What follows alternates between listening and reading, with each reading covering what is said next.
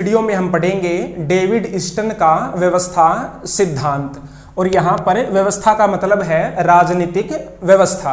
तो यहाँ पर हमें पढ़ना है डेविड स्टन का राजनीतिक व्यवस्था का सिद्धांत। तो व्यवस्था सिद्धांत में हमें सबसे पहले पढ़नी है इसकी भूमिका या इसकी सामान्य परिचय, उसके बाद में व्यवस्था का अर्थ, उसके बाद में राजनीतिक व्यवस्था का अर्थ, क्योंकि यहाँ पर हमें क्या पढ़ना है, राजनीतिक व्यवस्था सिद्धांत पढ़ना है। तो यहाँ पर हम क्या पढ़ेंगे, राजनीतिक व्यवस्था का अर्थ, उसके बाद में ये जो व्यवस्था सिद्धांत है उसमें वास्तव में क्या है, और उसके बाद में इसकी थोड़ी सी समस्याएं देखेंगे कि डेविड स्टन के व्यवस्था सिद्धांत की क्या समस्याएं हैं।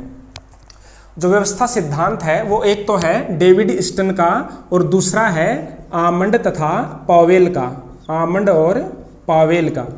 तो यहाँ पर हम केवल डेविड स्टन का व्यवस्था सिद्धांत पढ़ेंगे, आमंड पॉवेल का व्यवस्था सिद्धांत फिर किसी दूसरे वीडियो में पढ़ेंगे। तो सबसे पहले देखते हैं यहाँ पर इसकी भूमिका। सबसे पहले देखते हैं इसकी भूमिका। देखो, सबसे पहले व्यवस्था सिद्धांत डेविड स्टन ने दिया था और डेविड स्टन ने अपनी पुस्तक द पॉलिटिकल सिस्टम में, द पॉलिटिकल सिस्टम में व्यवस्था सिद्धांत को सबसे पहले बताया था। इसके माध्यम से डेविड स्टन ने यह बताने का प्रयास किया है कि एक राजनीतिक व्यवस्था किस प्रकार कार्य करती है, वह लोगों की मांगों को किस प्रकार पूरा करती है। तो यह होगी इसकी भूमिका।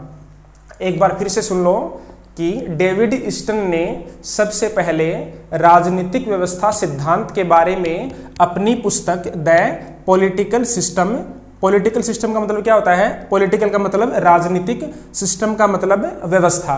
तो उनकी बुक का क्या नाम है, राजनीतिक व्यवस्था। तो इस बुक में उन्होंने सबसे पहले राजनीतिक व्यवस्था सिद्धांत के बारे में बताया था कि किस प्रकार एक राजनीतिक व्यवस्था जनता की मांगों को पूरा करती है या किस प्रकार एक राजनीतिक व्यवस्था कार्य करती है। अब देखते हैं व्यवस्था का अर्थ। व्यवस्था का अर्थ, व्यवस्था यानी कि सिस्टम, व्यवस्था का अर्थ।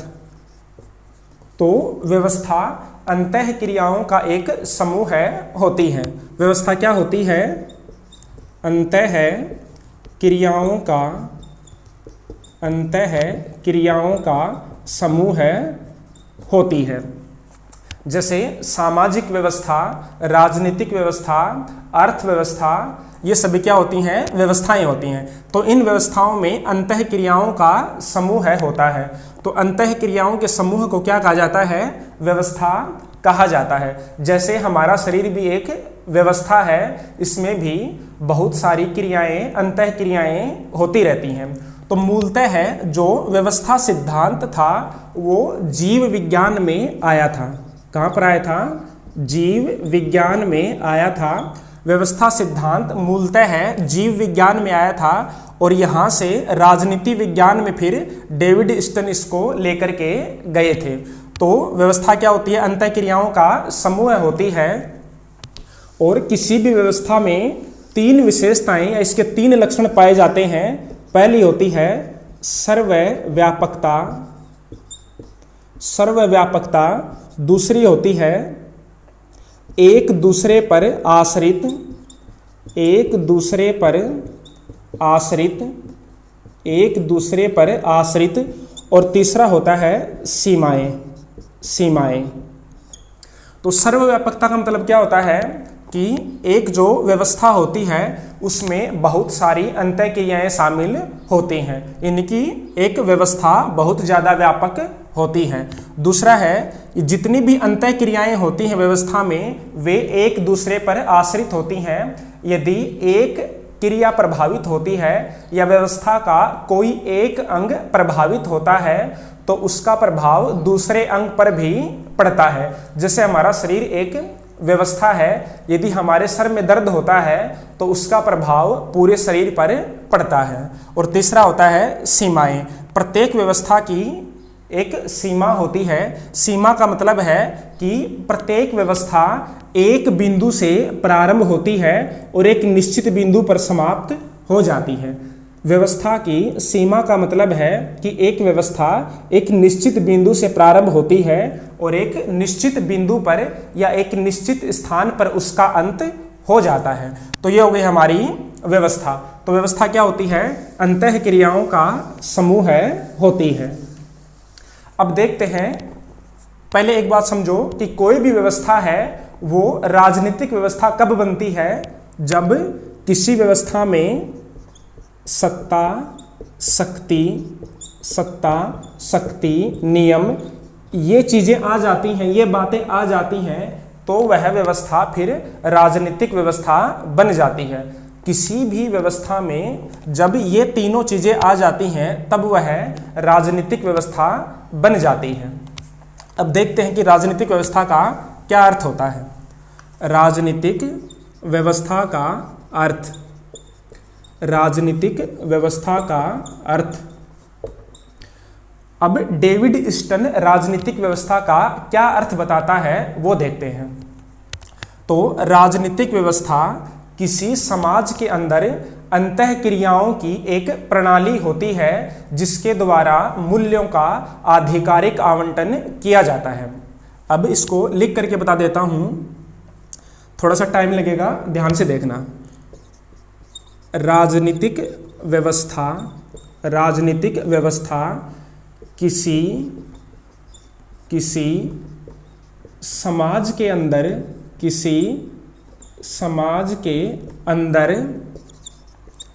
अंतः क्रियाओं की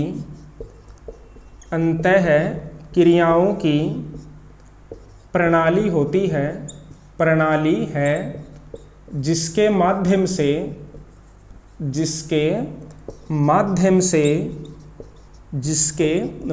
से मूल्यों का आधिकारिक एवं अनिवार्य आवंटन किया जाता है। तो राजनीतिक व्यवस्था क्या होती है? राजनीतिक व्यवस्था किसी समाज के अंदर अंतः क्रियाओं की प्रणाली होती है जिसके माध्यम से मूल्यों का आधिकारिक आवंटन किया जाता है। अब देखो, इसमें सबसे जरूरी है मूल्यों का आधिकारिक आवंटन। तो मैंने अभी भी क्या बताया था कि राजनीतिक व्यवस्था के अंतर्गत शक्ति, सत्ता, नियम, कानून ये सभी होते हैं। और यहाँ पर क्या है? मूल्यों का आधिकारिक आवंटन। आधिकारिक एवं अनिवार्य का मतलब होता है कि जो राजनीतिक व्यवस्था जो निर्णय करती है, जो कानून बनाती है, वे लोगों पर बाध्यकारी होते हैं, उनको मानना आवश्यक होता है। तो मूल्यों का आधिकारिक आवंटन किया जाता है। और यहाँ पर मूल्य का मतलब है जैसे कोई पद हो सकता है, किसी चीज का कोई वितरण हो सकता है, उसके अलावा संसाधनों का वितरण हो सकता है। ये सारी चीजें किस में आती हैं? आवंटन में आती हैं। तो राजनीतिक व्यवस्था के अंतर्गत मूल्यों का आधिकारिक आवंटन किया जाता है। तो ये हो गई राजनीतिक व्यवस्था की परिभाषा।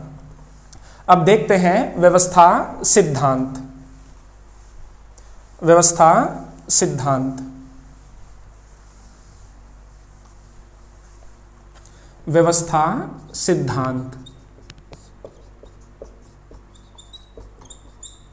देखो, इसमें एक डायग्राम बनाया जाएगा, वो आप ध्यान से देखना। मान लो ये है हमारी राजनीतिक व्यवस्था। राजनीतिक और राजनीतिक व्यवस्था क्या काम करती है? लोगों की मांगों को पूरा करती है। किसके माध्यम से? अभी हमने पढ़ा था, आधिकारिक और अनिवार्य आवंटन के माध्यम से। यानी कि लोग राजनीतिक व्यवस्था से कुछ मांगे करते हैं, फिर राजनीतिक व्यवस्था उन मांगों को कानून के माध्यम से पूरा करती है। तो हमारी जैसे एक मशीन होती है, वो कोई काम करती है, तो उसी प्रकार राजनीतिक व्यवस्था भी एक मशीन की भांति होती है। इस मशीन में जैसे राजनीतिक व्यवस्था एक मशीन है, इसको एक कंप्यूटर मान लो। जैसे हमारा एक कंप्यूटर होता है, उस कंप्यूटर में हम इनपुट डालते हैं और फिर क्या निकलते हैं, आउटपुट निकलते हैं। इनपुट को हिंदी में बोलते हैं आगत या फिर इसको निवेश भी बोल सकते हैं, आगत या निवेश। और जो आउटपुट है उसको बोलते हैं निर्गत। जैसे हमारा कंप्यूटर होता है, हमारी कोई मशीन होती है, उसमें हम एक तरफ से इनपुट डालते हैं और दूसरी तरफ से फिर आउटपुट निकलते हैं। तो इसी प्रकार राजनीतिक व्यवस्था में भी इनपुट आते हैं, फिर राजनीतिक व्यवस्था उन इनपुट पर विचार करती है और फिर इनको आउटपुट में बदल देती है। अब इस इनपुट में क्या आता है, मांगे आती हैं, मांग। जनता जो मांगे करती है उनको क्या बोलते हैं, इनपुट। जनता जो मांगे करती है वे मांगे राजनीतिक व्यवस्था में प्रवेश करती हैं और उन मांगों पर फिर राजनीतिक व्यवस्था विचार करती है। तो जो ये मांगे हैं, इन मांगों को समर्थन भी प्राप्त होता है। जब कुछ मांगे की जाती हैं, जब राजनीतिक व्यवस्था से कुछ मांगे की जाती हैं तो उन मांगों को समर्थन भी प्राप्त होता है। और यह समर्थन दो प्रकार का होता है, प्रत्यक्ष समर्थन और अप्रत्यक्ष समर्थन। जब ये मांगे राजनीतिक व्यवस्था में जाएंगी तो राजनीतिक व्यवस्था इन पर कुछ कार्यवाही करेगी और फिर आउटपुट के रूप में बदल देगी। आउटपुट का मतलब होता है जैसे कानून, नियम, इन चीज़ों के माध्यम से मांगों को फिर पूरा करती है। जब यहाँ पर आउटपुट आएगा यानी कि कुछ कानून बनेंगे, कुछ नियम बनेंगे, फिर उन नियमों से जनता की कितनी आवश्यकताएं पूरी हो रही हैं, जनता उन कानूनों से खुश है अथवा नहीं है, संतुष्ट है अथवा नहीं है, ये सारी जानकारी फिर से राजनीतिक व्यवस्था में प्रवेश करती है। तो इसको बोलते हैं फीडबैक। फीडबैक का मतलब होता है पुनर्निवेश।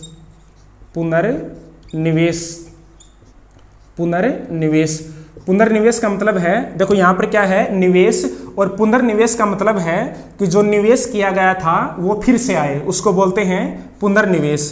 तो राजनीतिक व्यवस्था जो आउटपुट निकालती है, जो कानून और नियम बनाती है, वो जनता की कितनी आवश्यकताओं की पूर्ति कर पा रहे हैं, उनसे जनता किस हद तक संतुष्ट है, उन सभी की जानकारी फीडबैक के रूप में फिर से राजनीतिक व्यवस्था में प्रवेश करती है और यह प्रक्रिया फिर चलती रहती है।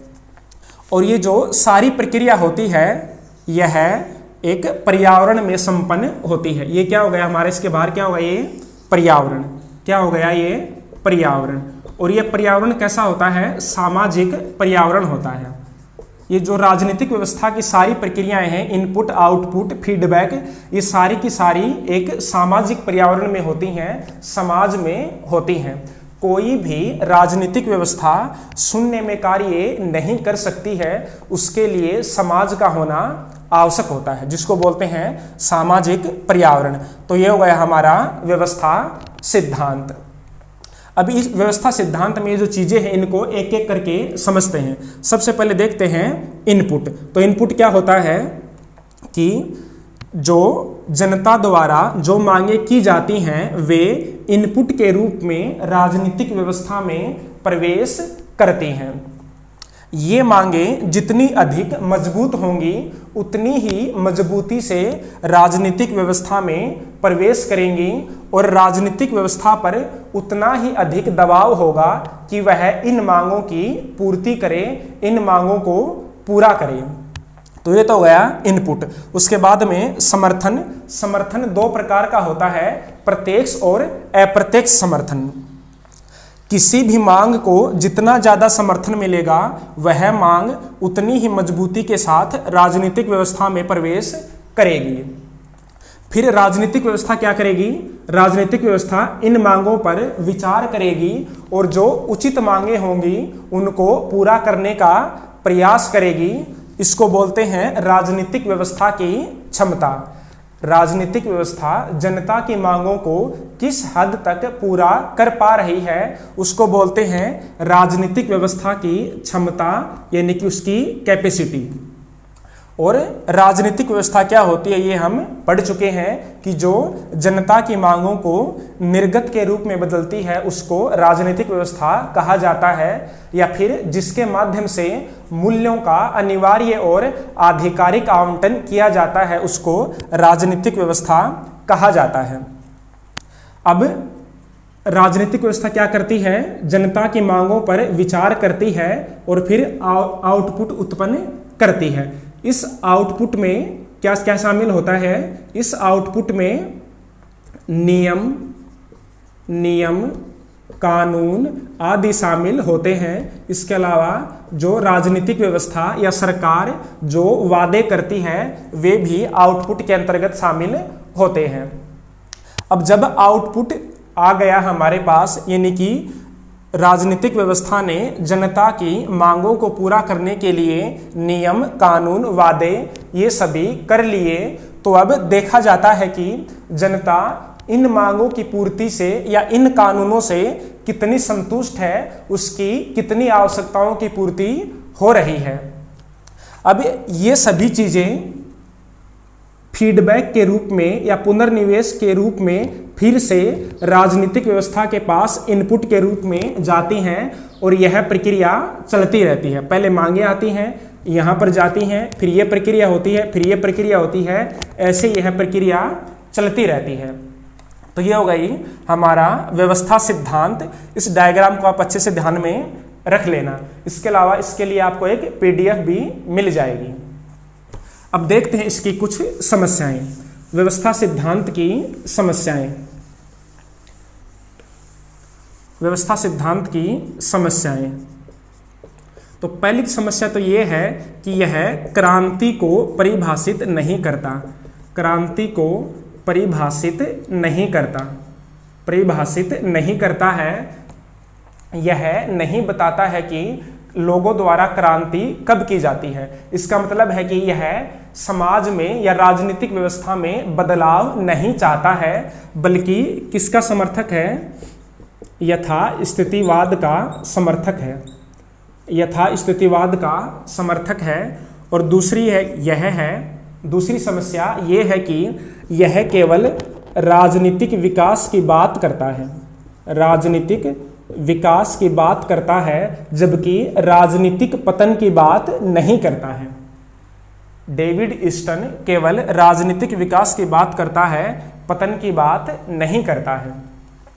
तीसरा यह है कि जो डेविड ईस्टन का व्यवस्था सिद्धांत है वह ऑब्जेक्टिव तरीके से काम करता है।